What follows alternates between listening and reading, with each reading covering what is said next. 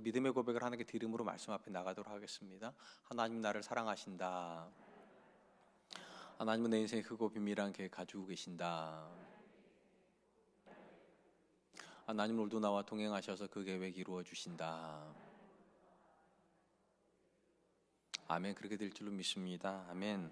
하나님이 만들어 나가시는 인류의 역사는 크게 네 단어로 요약이 될 것 같습니다. 창조, 타락, 구속, 심판입니다. 하나님께서 사람을 그분의 형상대로 아름답게 창조하셨지만 사람은 하나님의 은혜를 저버리고 타락함으로 하나님의 역사가 아니라 사람의 역사를 만들려고 하였습니다. 얼마든지 하나님의 이런 인류를 버리시고 재창조를 하실 수 있었음에도 불구하고 하나님은 사람을 긍휼히 여기심으로 그 아들을 내어주셔서 우리를 구속하셨습니다. 그리고 이제 마지막 인류의 끝지점에 가면 하나님께서 모든 사람을 하나님의 심판대에 세우심으로 하나님의 역사를 마감하신다. 성경은 그렇게 기록을 합니다.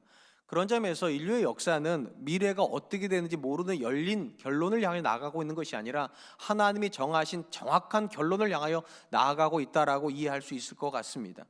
우리의 의지와 상관없이 우리는 하나님의 때가 되면 반드시 하나님의 심판대 앞에 서서 우리가 살았던 삶에 대해서 진술해야 할 것입니다.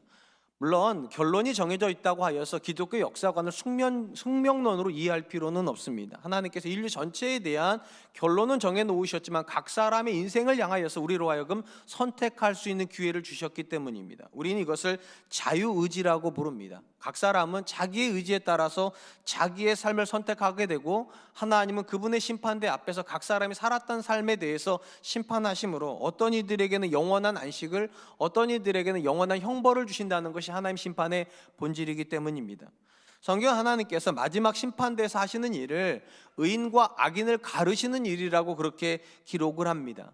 마침 목자가 한 우리 안에 들어가 있는 양과 염소들을 분리해내는 것처럼 하나님께서 이 땅에서 섞여 살고 있었던 악인과 의인을 구분하시고 의인들에게는 안식을, 악인들에게 형벌을 주신다는 것이 하나님의 심판이시기 때문입니다. 그런 점에서 하나님께서 사람에게 주신 자유의지는 결국은 두 종류의 결론 중에 하나를 선택하는 것입니다. 의인의 결론을 선택할 것인가 아니면 악인의 결론을 선택할 것인가에 대한 선택인 것입니다. 전통적으로 이 부분에서 유대인들은 오해를 하고 있었습니다. 그들은 자신들이 유대인의 가정에 태어났기 때문에 당연히 의인의 길을 선택한 것이라고 그렇게 생각을 했습니다. 당연히 자신들이 살아가는 인생의 모든 여정이 하나님이 기뻐하시는 의인의 길일 거라고 그렇게 생각을 했습니다. 그런데 안타깝게도 하나님께서 이런 이스라엘 생각이 틀렸다라고 지적을 하십니다. 이런 하나님 메시지의 대표적인 것이 선지자들이 이렇게 외쳤습니다. 여호와께로 돌아오라. 여호와께로 돌아오라는 메시지가 왜 의미가 있는가? 그들이 생각하는 것처럼 그들은 하나님 안에 있는 자들이 아니라 하나님 바깥에 있는 자들이라는 겁니다. 여기서 아이러니가 벌어지게 됩니다. 이스라엘은 한 번도 자신들이 하나님 밖에 있다라고 생각해 본 적이 없는데 하나님은 거의 대부분의 시간 동안 선지자들 중에 뭐라고 말씀하시는가? 너희가 하나님 바깥에 있다고, 여호와께로 돌아오라는 것입니다. 그런 점에서 이스라엘이 생각하는 의인의 개념과 하나님이 생각하시는 의인의 개념은 확실히 다른 개념입니다. 이스라엘은 유대인으로 태어났기 때문에 의인이라면 하나님의 관점은 하나님 안에 있어야 의인이기 때문입니다. 오늘 우리가 살펴보기로 본문의 말씀은 누가 하나님 찾으시는 의인이고 또 누가 하나님께서 저주하시는 악인인가를 보여주고 각 사람을 향해서 하나님께 기대하시는 바가 무엇인지를 우리에게 보여주는 말씀입니다. 먼저 하나님은 악인과 그들이 당할 일에 대해서 이렇게 말씀하십니다. 1절 말씀입니다. 만군의 여호와가 이르노라. 보라, 용광로 불같은 날이 이르리니 교만한 자와 악을 행하는 자는 다 지푸라기 같을 것이라. 그 이르는 날에 그들을 살라 그 뿌리와 가지를 남기지 아니할 것이로되. 하나님은 악인들이 심판받는 날을 용광로의 불로 비유를 하십니다. 그리고 이 용광로의 불에 들어가는 사람들이 교만한 자와 악을 행하는 자들이고 이들이 용광로 앞에서 지푸라기처럼 송두리째 타게 될 거라고 그렇게 말씀을 하십니다. 이 부분에서 먼저 우리가 주목하려고 하는 것은 하나님께서 악인이라고 말씀하시는 사람이 두 부류의 사람이라는 겁니다. 한 사람은 교만한 사람이고 또 한 사람은 악을 행하는 사람입니다. 우리 성경은 이 두 부류의 사람을 분리시키고 있습니다. 왜냐하면 이게 히브리 원문에도 보면 와우 접속사라고 하는 단어로 연결이 되어 있습니다. 이 와우 접속사는 일반적으로 어떻게 번역이 되는가? 그리고라고 번역이 돼요. 그러니까 교만한 자와 그리고 악을 행하는 자는 용광로에 던져질 거다, 이렇게 번역을 하는 겁니다. 그런데 똑같은 이 성경을 공동 번역과 그리고 메시지 성경은 좀 다르게 번역을 합니다. 이 그리고로 번역하는 것이 아니라 동격으로 번역을 해서 두 사람이 같은 사람이라는 겁니다. 그래서 이 공동 번역은 어떻게 번역을 하는가? 멋대로 살던 사람이라고 번역을 하고요, 메시지 성경은 악을 행하는 거만한 자들이라고 그렇게 번역을 합니다. 어떻게 번역을 하든지 의미가 크게 다르지는 않지만 공동 번역과 메시지 성경대로 번역을 한다면 악인들의 가장 큰 특징은 무엇인가? 그들은 교만한 자들이라는 거예요. 교만해서 악을 행하게 된다는 것입니다. 그렇다면 왜 하나님은 악한 자들의 가장 큰 특징을 교만이라고 말씀하셨을까요? 우리가 이 부분을 이해를 하려고 한다면 이 말라기 선지자가 지금 책망하고 있는 악인들은 결코 유대인 바깥에 있는 이방인들이 아니라는 사실에 주목할 필요가 있습니다. 유대인임에도 불구하고 하나님 앞에 악인이 있다는 거예요. 그리고 그들의 특징은 무엇인가? 그들은 교만하다는 겁니다. 여러분들이 성경을 읽다 보면 종종 마주하게 되는 표현 중에 하나가 여호와의 날이라고 하는 표현입니다. 이 말은 하나님의 심판의 날을 상징을 합니다. 대표적인 게 이사야서 13장 9절의 말씀입니다. 보라, 여호와의 날 곧 잔혹히 분냄과 맹렬히 노하는 날이 이르러 땅을 황폐하게 하며 그 중에서 죄인들을 멸하리니. 하나님께서 구약의 선지자를 통해서 계속적으로 한 날을 지정하세요. 여호와의 날이 있을 거고 이 날은 맹렬한 분노를 경험하게 되는 날일 거라고.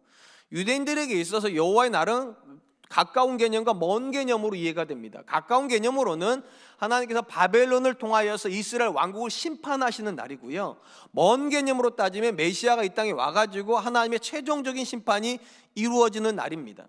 이 본문은 말라기는 가까운 개념이 지나고 난 시점입니다. 그러니까 바벨론에 의해서 이스라엘의 심판을 받고 그 이후의 시대를 가리키고 있기 때문에 이들이 알고 있는 여호와의 날은 이제 메시아의 최종적인 심판의 날인 것입니다. 적어도 이스라엘 사람들이 스가랴 선지자하고 말라기 선지자를 통해서 이들이 계속적으로 여호와의 날에 대한 이야기를 듣고 있었다는 점에서 그들이 하나님 앞에서 죄를 짓기는 쉽지가 않습니다. 왜냐? 하나님 계속적으로 심판을 말씀하고 있기 때문입니다. 근데 문제는 무엇인가? 이들이 여호와의 날에 대한 개념은 가지고 있는데 전혀 그 개념대로 살지는 않는다는 거예요. 상식적이라면 하나님의 심판이 두려워서라도 교만하게 살지도 못하고 악을 행할 수도 없어야 될 것 같은데 그들이 악을 행한다는 건 어떤 의미를 가지고 있습니까? 그들이 하나님의 말씀을 무시하고 있다는 겁니다. 그래서 이런 사람들을 교만한 사람이라고 말하는 거예요. 하나님의 말씀을 무시하고 자기 생각이 옳다 하는 바대로 살면서 악을 행하고 있기 때문입니다. 의심이 여지없이 우리가 지난 시간에 어떤 말씀을 살펴보았는가? 하나님 앞에서 이스라엘 사람들이 여호와를 신뢰하는 것이 내게 무슨 유익이 있는가? 하나님 앞에서 믿음 생활하는 것이 헛되다, 이렇게 말했다고 말씀드렸잖아요. 이런 생각을 하게끔 만드는 대표적인 사람들이 오늘 본문에 나오는 교만하여 악을 행하는 사람들일 겁니다. 그들은 자기 멋대로 삽니다. 근데 참 안타까운 건 자기 멋대로 사는데 성공을 해요. 자기 멋대로 사는데 다른 사람이 부러워할 만한 결과물을 만들어내니까 믿음 있는 사람들이 자꾸만 후회가 되는 거죠. 저렇게 살아도 잘 살 수 있다면, 저렇게 살아도 하나님께서 가만히 놔두신다면 무엇이 과연 유익한가? 믿음이 과연 우리한테 유익하다고 말할 수 있을까? 이런 사람들을 보고 있으면 마치 하나님이 틀리신 것 같아요. 하나님이 옳다면 어떻게 저런 사람들이 더 부유해지고 더 성공하고 더 행복한 듯이 살 수가 있을까? 근데 주목할 건 분명히 다른 사람들의 눈에 이 교만한 사람들은 부러움의 대상인데 놀랍게도 이들을 향해서 하나님 뭐라고 말씀하시는가? 지푸라기라고 말씀하십니다. 여러분, 지푸라기가 뭡니까? 열매가 없는 상태를 말하는 거예요. 쓸데가 하나도 없어서 불을 피울 때나 쓰는 게 지푸라기. 그러니까 우리 눈에는 굉장한 사람인데 하나님 눈에는 아무 쓸데가 없는 사람을 누구라고 말하는가? 악인이라고 성경 그렇게 말하고 있는 것입니다. 분명히 사람들의 눈에 풍성한 열매를 가지고 있지만 하나님의 눈에는 지푸라기 같은 사람이 죄송하지만 우리 중에도 있습니다. 그 중에 제가 아니라고 말하기도 어려워요. 분명히 다른 사람이 볼 때에는 괜찮은 사람입니다. 근데 하나님에게는 전혀 의미가 없는 사람이에요. 우리가 이 부분을 이해하려면 성경 안에서 열매라고 부르는 것이 어떤 의미를 가지고 있는가를 이해할 필요가 있습니다. 우리는 일반적으로 열매라고 하면 한 사람이 살아서 만들어낸 결과물이라고들 생각을 합니다. 물론 그 말이 맞아요. 근데 성경은요, 사람이 자기의 노력으로 무언가를 만든 걸 열매라고 말하지 않습니다. 결과물이긴 한데 이 결과물이 하나님이 만드신 결과물일 때만 열매입니다. 그러니까 다른 사람의 눈에는 하나님이 만드시는 결과물이나 내가 만든 결과물이 똑같아 보일 수 있어요. 근데 사람이 만든 결과물은 지푸라기입니다. 하나님에게는 열매가 아니라는 겁니다. 하나님이 일하심으로 하나님이 빚어주신 것만이 열매예요. 갈라디아서에 보면 9가지 열매가 나오죠. 이 9가지 열매를 성령의 9가지 열매라고 부릅니다. 왜 이걸 성령의 9가지 열매라고 부르는가? 사람이 노력함으로 맺어지는 열매가 아니라 성령이 우리 안에서 일하여야만 맺어지는 열매이기 때문입니다. 마찬가지로 우리 인생에 열매가 맺어집니다. 근데 모든 열매가 다 열매는 아니라는 거예요. 하나님이 열매라고 부르는 건 딱 하나입니다. 하나님이 일하심으로만 맺어지는 열매예요. 그러면 어떤 열매에 대해서 하나님께 의미를 부여하지 않으시는가?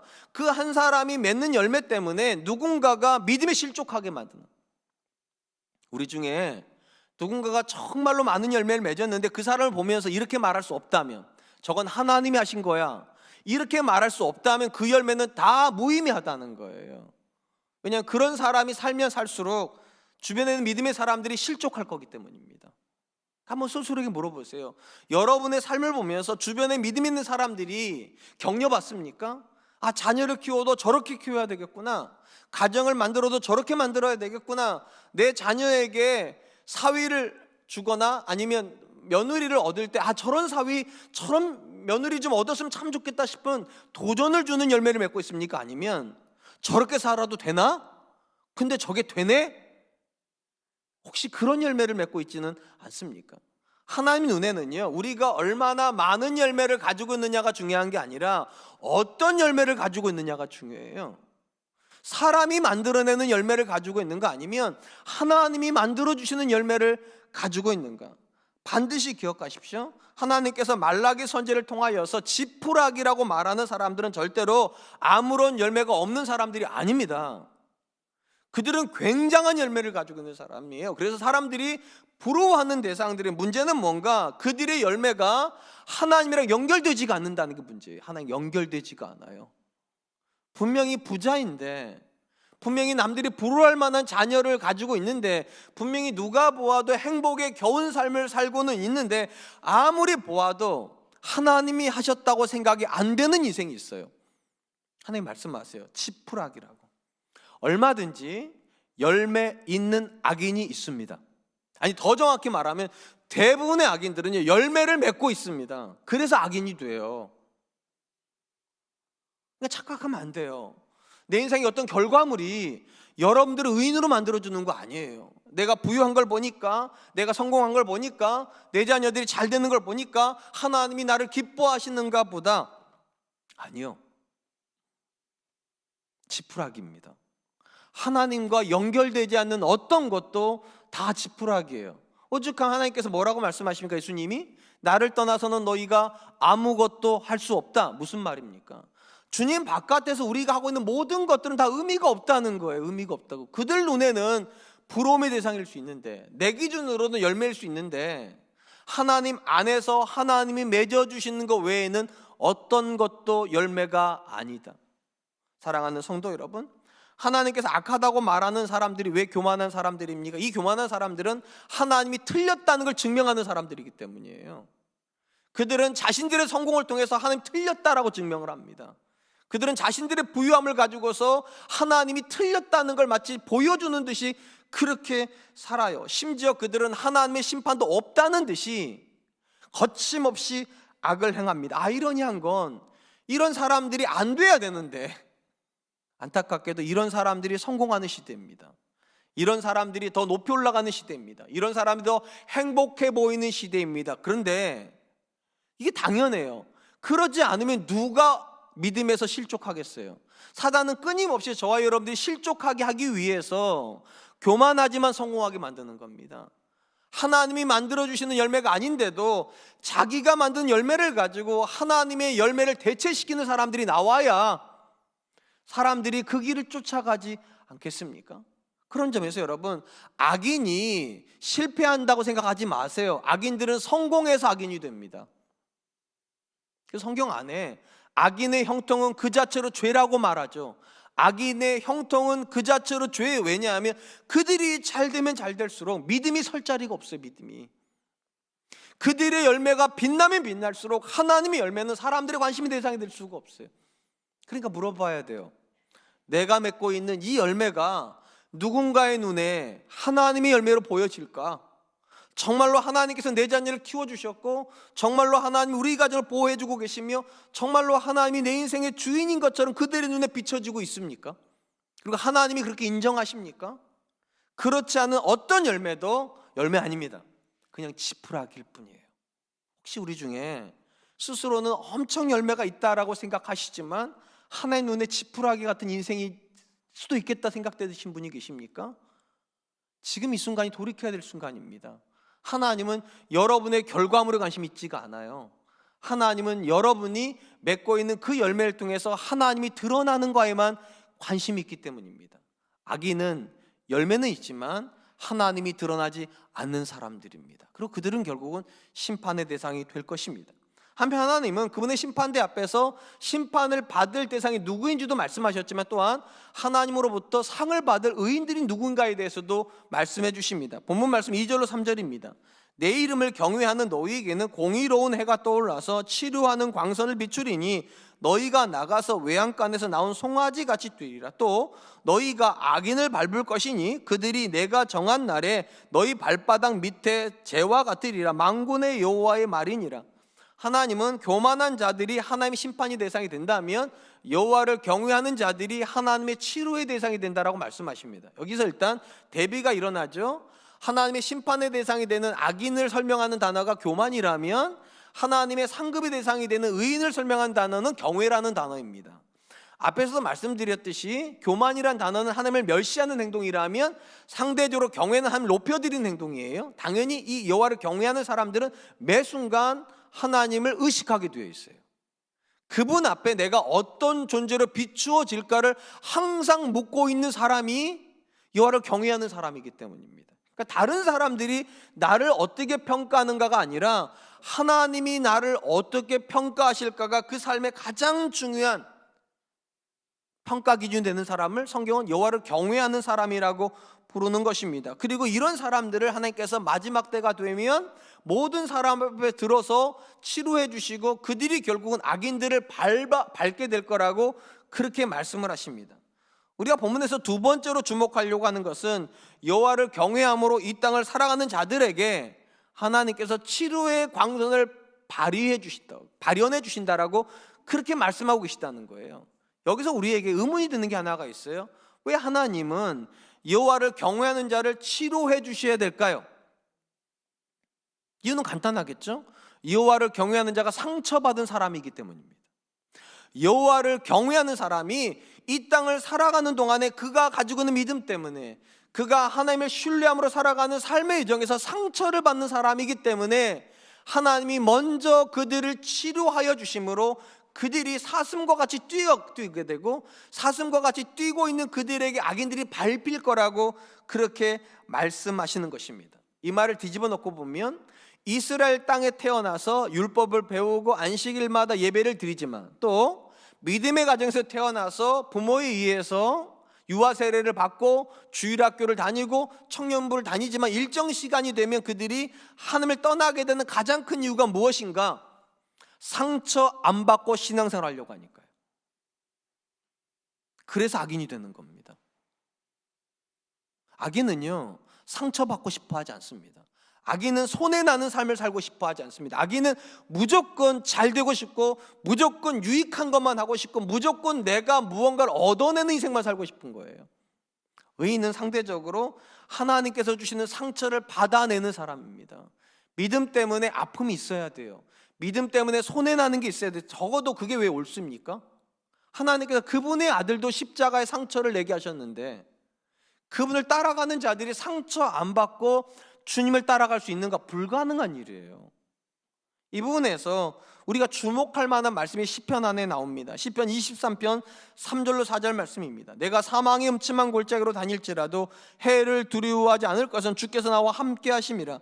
주의 지팡이여 막대기가 나를 안위하시나이다. 주께서 내 원수의 목전에서 내게 상을 차려주시고 기름을 내 머리에 부으셨으니 내 잔이 넘치나이다. 이 시편 23편의 이 말씀은요, 적어도 교회를 다니는 사람이라면 100번 아니 거의 1000번 이상씩은 듣는 말씀일 거예요. 교회 안 다니는 사람들도 굉장히 익숙한 말이죠. 근데 주로 시편 23편의 말씀 중에 성도들이 가장 즐겨 암송하는 구절은 안타깝게도 1절로 2절이죠. 여호와가 나의 목자시니 내게 부족함이 없으리로다. 그가 나를 푸른 초장 쉴만한 물가로 나를 누이시는도다. 제가 개업예배 가서 하는 설교예요. 근데 개업예배 가가지고 3절로 4절을 설교해 본 적은 없어요. 왜 그럴까요? 여기 우리를 굉장히 불편하게 만드는 말이 나오기 때문이에요. 사망의 음침한 골짜기. 여러분, 사망의 음침한 골짜기는 칠흑과 같은 어둠이 있는 곳입니다. 당연히 이 칠흑과 같은 어둠이 있으니까 길을 가다가 돌부리에 채이는 거예요. 나무에 찔리는 거예요. 가시에 긁히는 거예요. 그러니까 하나님이 인도해 가시는 여정 속에서 왜 성도가 상처받는가? 하나님이 쉴만한 물과 푸른 초장으로만 데려가시는 게 아니라 사망의 음침한 골짜기로 데려가시는 분이시기 때문에 상처날 수밖에 없어요. 아플 수밖에 없어요. 그래서 말씀하시는 거예요. 치료하신다고. 상처날 게 없는 인생을 살면 하나님이 치료할 게 없어요. 하나님이 갚아줄 게 없어요. 성경에 보면 가난한 자에게 구워주라고 그러죠. 여러분, 가난한 자에게 구워주면 내가 상처를 받는 거예요. 내 물질의 상처를 받아요. 그리고 뭐라고 말씀하냐? 내가 갚아준다고. 그러니까 내가 물질의 상처를 받아야 하나님이 갚아주시는 게 있어요. 관계에서 내가 상처를 받아야 하나님이 위로해 주시는 게 있어요. 근데 악인은 이게 싫은 거예요. 믿지만 상처받고 싶어 하진 않아요. 믿지만 손해나고 싶어 하진 않아요. 정말 놀라운 건 이 사망의 음침한 골짜기가 양들이 길을 잘못 들어서 들어간 길이 아니라는 거예요. 목자가 의도적으로 끌고 들어가는 길이에요. 그래서 사망의 음침한 골짜기도 주의 지팡이와 막대기가 나를 안위한다, 그렇게 고백을 하는 거예요. 문제는 무엇인가? 우리는 사망의 음침한 골짜기로 들어가면 그 순간부터 불안하다는 거예요. 마치 하나님이 실수하셨다는 듯이, 마치 하나님은 안 계시다는 듯이. 근데 기억하세요? 이 말씀 안에 목자가 없었던 적은 없어요. 쉴만한 물가 푸른 초장에도 목자는 있었고요, 사망의 음침한 골짜기도 목자는 있어요. 그리고 사망의 음침한 골짜기가 칠흑과 같은 어둠이기 때문에 누구나 다 상처는 받아야 되는 거예요. 안타깝게도 이 시편 23편이 지금 우리가 살고 있는 삶의 현장이라는 겁니다. 근데 너무나 많은 분들이 1절로 2절만을 신앙이라고 생각해요. 하나님이 내 인생에 좋은 것 주신다. 하나님이 내 인생을 선하게 인도하신다. 하나님이 내 자녀를 잘 되게 하실 거야. 그러다가 사망의 음침한 골짜기가 되면 화들짝 놀라서 도망가 버려요. 이런 거 신앙일 수 없다고, 이런 거 신앙일 수 없다고. 그래서 상처 안 받는 성도들이 너무 많아요. 신앙생활을 하는데 하나님 때문에 손해났다고 말하는 사람들이 너무 없어요. 오죽하면 이렇게 말해요. 내가 이렇게 하면 나만 손해 아니에요? 아내분들이 믿음생활 열심히 하면 남편들을 더 잘 섬겨야 되니까 이게 손해라고 생각해. 이게 손해라고. 신앙생활 더 잘해가지고 11조를 많이 하게 되면 자기의 물질에 손해가 난다고 생각을 해요. 맞아요. 손해일 수 있어요. 그렇기 때문에 하나님이 치료해 주신다니까요. 그렇기 때문에 하나님이 갚아 주신대요. 그리고 확신이 분명히 있어야 돼요. 이 괴로움은 하나님의 실수가 아니라고. 이스라엘 땅 가보면 제가 말씀드렸잖아요. 이스라엘은요, 목초지가 넓은 목초지가 아니라 간헐적 목초지라, 여기에 목초지가 조금 있고 이런 식이에요. 그렇기 때문에 이 목초지에서 이 목초지로 지나갈 때 반드시 산과 산 사이를 지나가야 돼요. 목자가 양을 괴롭히려고 내려가는 게 아니라 양에게 필요한 과정이기 때문에 어쩔 수 없이 통과해 가는 과정이에요. 물론 그 사이에 양들은 상처가 날 수도 있어요. 양들은 마음에 두려움이 있을 수도 있어요. 근데 이건 필요한 과정이에요. 그리고 목자가 그렇게 고통당하는 이들을 감싸준다고 그렇게 얘기를 하는 거예요. 중요한 건 우리가 믿음 생활하지만 누구나 다 예외 없이 사망의 음침한 골짜기를 지나가야 된다는 겁니다. 여기서 일단 우리가 굉장히 조심해야 될 사람이 있어요. 우리가 고난의 시절에 정말 조심해야 될 사람 누구일까요? 많은 분들이 교회 바깥에 있는 분들일 거라고 생각을 합니다. 그들의 삶을 보고 있으면 내 마음이 무너질 줄 알아요. 그렇지 않아요, 사실은요. 사망의 음침한 골짜기를 지나갈 때 우리가 진짜로 조심해야 될 사람은 교회 안에 있는 사람들입니다. 교회 안에서 사망의 음침한 골짜기를 피해가는 사람들이 있기 때문입니다. 고난의 시절인데 묵묵히 고난을 통과해 가는 것이 아니라 고난받으면 도망치는 성도들이 있어요. 교회를 안 다니냐는 뜻이 아니에요. 고난이 있으면 세상의 방법을 끌어들여 버려요. 그래서 사망의 음침한 골짜기에다 불을 켜는 분들이 계세요. 불을 켜는 분들. 그래서 안 넘어지려고, 상처 안 받으려고. 우리가 그런 모습을 보고 있으면은요, 이런 생각이 들어요. 묵묵히 고난받으면서 견디는 게 얼마나 미련한 건지, 자녀들을 예배드리게 하면서 말씀대로 키우면서 대학교 보내려는 게 얼마나 미련한 건지, 그 시절에 불 켜주면 되는데, 방법을 좀만 동원하면 되는데. 그래서 의인의 길을 가다가 좌절하는 악인들이 나오는 거예요. 악인들은 손해받는 게 싫거든요. 그런 점에서 여러분 곁에서요, 자꾸만 고난의 시절에 세상적인 방법을 끌어들이는 사람들은요, 여러분을 굉장히 힘들게 만들 거예요. 저렇게 해도 되나? 저래도 되는 건가? 근데 참 안타깝게도요, 교회 안에 그런 분들이 점점 많아지고 있어요. 고난 없이 신앙생활을 할 수 있다고 가르치는 분들이요, 어려움 안 당해도 얼마든지 하나님의 은혜를 받을 수 있다고 가르치는 분들이요. 이 본문에서 하나님이 의인이라 부르는 모든 사람들은 다 상처받은 사람들입니다. 그래서 여호와께서 치료해 주셔야 되는 분들이에요. 그러므로 여러분 반드시 기억하세요. 여호와를 신뢰하고 여호와를 경외하는 사람은 어떤 면에서 미련한 사람이어야 돼요. 미련한 사람이에요. 방법을 마치 모른다는 듯이, 다른 방법은 없다는 듯이 그냥 그 과정을 통과해 가야 되는 사람이에요. 저는 오늘날 크리스찬들이 너무 똑똑한 게 문제라고 생각합니다. 방법을 너무 많이 알아요. 자녀들을 어떻게 대학교 보내야 되는지 방법을 너무 많이 알아요. 사업을 어떻게 하면 성공하는지 너무 많이 알아요. 대신에 어느 쪽을 모르는가? 고난받는 게 신앙이라는 걸 몰라요. 상처받는 게 신앙의 본질이라는 걸 몰라요. 그래서 상처 안 받으려고 해요. 근데 안타까운 건 상처 안 받으면 악인 됩니다. 사도 바울이 뭐라고 말합니까? 내 몸에 그리스도의 흔적이 있다고. 여러분, 흔적은 어떻게 생기는 겁니까? 쉽게 말하면 상처기가 나야지만 생기는 흔적이에요. 여러분들이 큰 상처가 나면 거기에 딱지가 않습니다. 그리고 딱지가 벗겨지면 거기에 흉터가 남아요.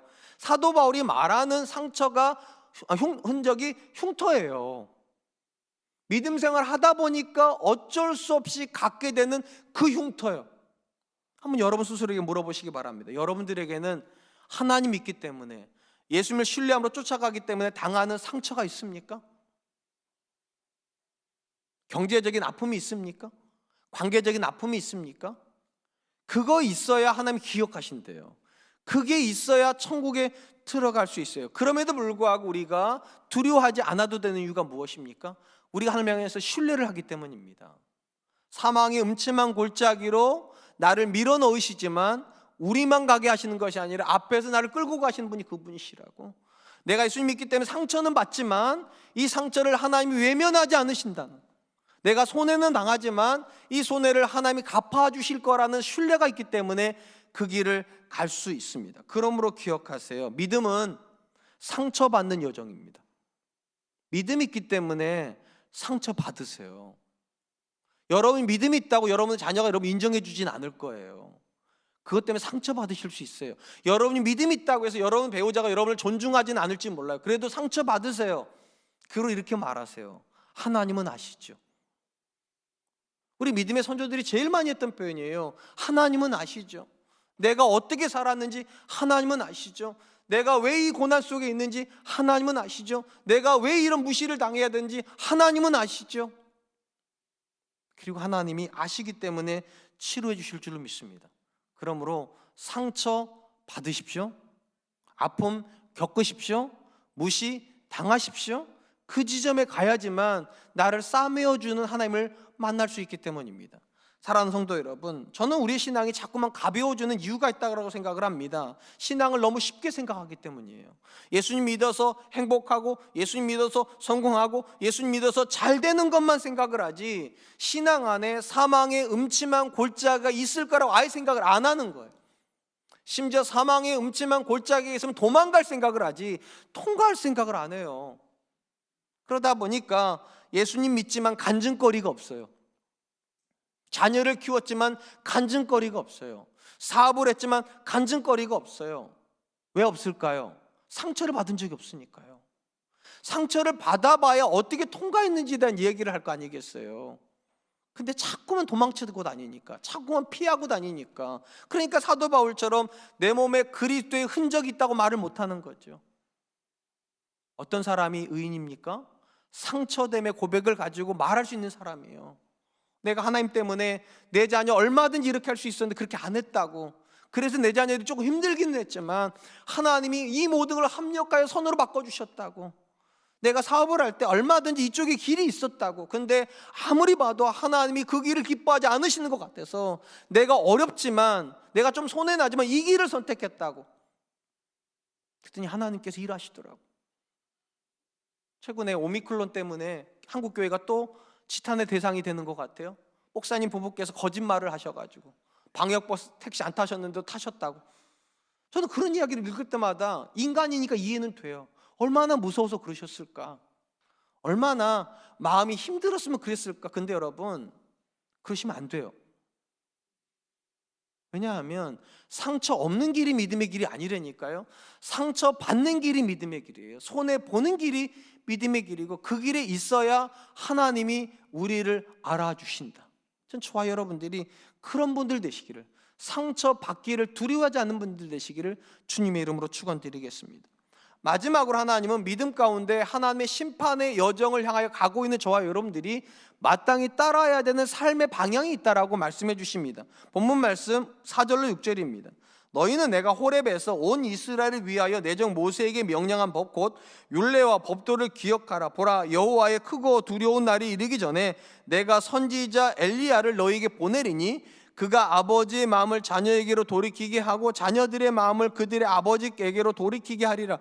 돌이키지 아니하면 두렵건대 내가 와서 저주로 그 땅을 칠까 하노라 하시니라. 하나님이 인류의 역사를 이미 정해놓으셨어요. 어떤 역사로요? 심판을 향해서 가고 있는 역사로. 그리고 이 심판의 여정에서 사람으로 하여금 자기 멋대로 살다가 하나님을 보게 하지 않으려고 두 가지 조치를 취하셨답니다. 첫 번째 조치는 모세를 통해서 율법을 주셨답니다. 무슨 말입니까? 심판의 기준을 멀리 알려주셨다는 거예요. 내가 이러한 기준을 가지고 너희를 심판할 테니까 이러한 기준대로 살라고. 이게 하나님이 우리에게 베푸는 첫 번째 배려입니다. 두 번째는 심판할 때가 정말로 가까워지면 엘리야를 먼저 보내서 아버지의 마음을 자녀에게로, 그러니까 하나님의 마음을 우리에게로, 우리의 마음을 하나님께로 돌이키게 하시겠다라고 그렇게 말씀하시는 겁니다. 일단 여기서 우리가 두 가지를 알 수가 있어요. 하나님은 저와 여러분들 심판하기를 원하시는 게 아니라는 거예요. 하나님의 심판대 앞에 가지고 하나님 우리 몰라서 준비 못했어요, 이렇게 하기를 원하시지 않았기 때문에 모세를 통해서는 율법을 주시고 엘리야를 통해서는 회개하는 영을 부어주셔서 우리로 하여금 준비를 하게끔 만드신다고. 여기서 우리가 마지막으로 주목하려고 하는 것이 이것입니다. 하나님의 심판은 반드시 준비되어야 된다는 겁니다. 그냥 적당히 살다가 어느 날 보니까 하나님 앞에 서 있더라, 그런 심판은 없어요. 준비하지 않고 맞이하는 모든 심판은 다 저주입니다. 만약에 저와 여러분들이 소견에 옳은 대로 살아도 하나님 앞에 의인으로 판정될 수 있었다면 하나님께서 굳이 그렇게 모세의 역할을 할 사람들을, 엘리야 역할을 할 사람들을 쓰지 않으셨겠죠. 우리의 힘으로 준비할 수 없기 때문에 하나님께서 말씀의 기준을 주시고 우리를 돌이킬 수 있는 영적인 사역자들을 세워가지고 하나님께로 향할 수 있도록 만드시는 겁니다. 여기서 일단 우리가 두 가지에 대한 확실한 점검이 필요합니다. 적어도 저와 여러분들이 하나님의 심판을 믿는다면 첫 번째는 우리 앞에 항상 말씀의 기준이 있어야 된다는 겁니다. 내가 살고 싶은 대로 사는 것이 아니라 과연 지금 내가 살고 있는 이 삶이 하나님의 말씀의 기준에 맞나? 우리가 아는 것처럼요, 창세기 1장은 창조론입니다. 하나님께서 모든 피조물을 만드셨어요. 제가 저희 말씀드렸죠. 창조론은 주인론입니다. 왜냐하면 만든 사람이 소유권을 가지는 거예요. 당연히 하나님께서 저와 여러분들을 만드신 분이시라면 저와 여러분들의 인생의 주인은 하나님이셔야 됩니다. 그리고 하나님이 인생의 주인이기 때문에 이 말씀에 대한 순종을 명령하시는 겁니다. 당연히 누군가가 하나님의 심판을 염두에 두고 있다면 매 순간 물어봐야 돼요. 내 인생의 주인이신 하나님이 내 인생을 기뻐하는 모습대로 살고 있나? 아니면 혹시라도 내가 내 인생의 주인인 것처럼 살고 있지는 않은가? 전 저와 여러분들의 인생의 주인은 하나님이기를 원합니다. 그리고 이 고백이 있기 때문에 저와 여러분들은 하나님의 말씀에 대해서 무시하시면 안 되는 거예요. 이 말씀대로 내 자신을 돌아봐야 됩니다. 두 번째로 반드시 기억해야 될 거, 하나님은 저와 여러분들이 하나님과 불화를 겪고 있는 상태에서 하나님의 심판대 앞에 오기를 원하지 않으신다는 거예요. 그래서 엘리야를 통하여서 하나님의 마음을 자녀의 마음을 하나님께로 인도하기를 원하셨다고. 굉장히 많은 분들이요, 하나님을 경배와 숭배의 대상으로만 생각을 하십니다.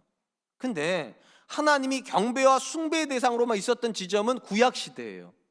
구약시대에는 대제사장이 맨 앞에 서가지고 백성들을 대신해서 하나님을 만났어요. 그리고 백성들은 멀리 서서 하나님을 경배하고 섬기기만 했습니다. 근데 신약에 와가지고는 하나님께서 대제사장을 다 치우시고 심지어 대제사장만 들어갈 수 있는 성전 안쪽엔 지성소 휘장을 찢으시고 우리는 그 안쪽까지 들어오게 하셨어요. 그리고 뭐 하라고 말씀하십니까? 하나님과 날마다 은혜 가운데서 만나라고. 그래서 신약의 시대의 하나님은요, 경배와 섬김의 대상만이 아니라 친교의 대상이 됩니다. 하나님은 저와 여러분들이 하나님과 충족하게 교제를 나누다가 하나님의 심판대 앞에 서라고 그렇게 말씀하고 계시다는 것입니다. 사랑하는 성도 여러분, 한번 스스로에게 물어보시기 바랍니다. 여러분들에게 하나님의 심판은 준비되고 있습니까? 오늘이라도 여러분들이 하나님이 부르시면 하나님의 심판대 앞에 가서 여러분의 인생에 대해서 말할 준비가 되어 있습니까? 결국 두 가지를 말하게 될 거예요. 첫 번째, 하나님 당신이 내 인생의 주인이셨습니다. 이거 말하셔야 돼요. 두 번째, 저는 하나님을 정말로 즐거워했습니다. 저는 하나님이 정말로 좋았습니다. 저는 하나님을 사랑했습니다.